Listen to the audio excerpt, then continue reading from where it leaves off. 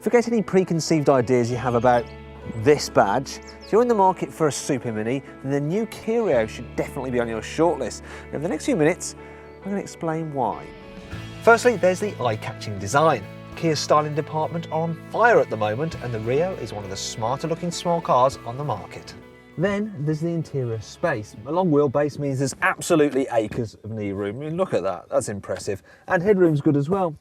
Plus, because the floor is almost completely flat, the poor fella who ends up getting the middle seat will still have somewhere to put their feet. The Rio is really spacious here in the front as well, and it doesn't matter if you're big or small, you'll be able to find your ideal driving position because there's plenty of adjustment in the steering wheel. And look at this, the driver's seat. There's lots of useful storage cubbies as well. Side door bins are large enough for big bottles. You've got a couple of useful cup holders down there. There's a big tray just under the heater controls, and there's a special area recessed to take your mobile phone, and it's even big enough to accommodate those large Android phones. Get a decent sized cubby under the armrest. Look, enough room for a big bag of crisps. It's all right, I may have had some, but there's only 97 calories in these, although maybe that's per individual bag. And the glove box, you can fit a rucksack in it. That reassuring thud is a sign that this car has been well screwed together, and that's something that's backed up by Kia's 7-year warranty. The interior design is much better than on the old Rio, and you even got some soft touch materials here on the dash, and some shiny knobs down here, which is nice. Equipment is generous across the range. All cars get USB input for your MP3 player, plus the 6 airbags and ESP anti-skid control to prevent you getting in an accident in the first place.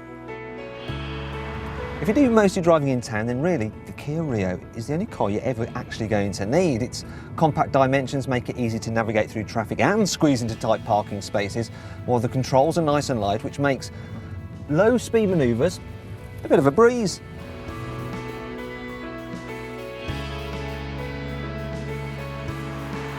However, for most people, the Rio's biggest selling point will be its impressive range of economical engines. And the best one is a 1.1 litre diesel, which can return up to 88 miles per gallon.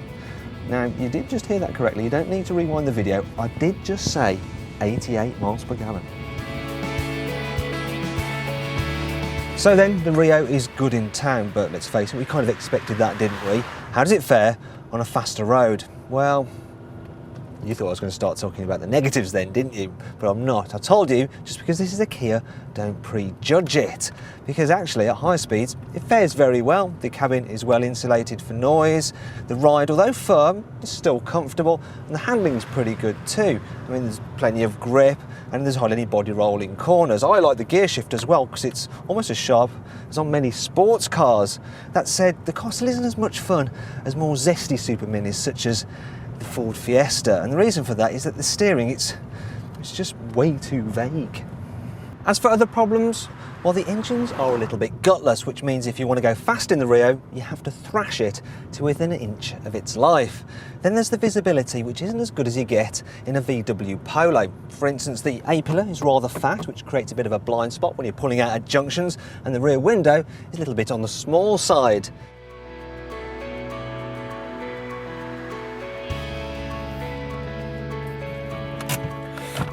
You're going to have to follow me to the boot to see the final problem.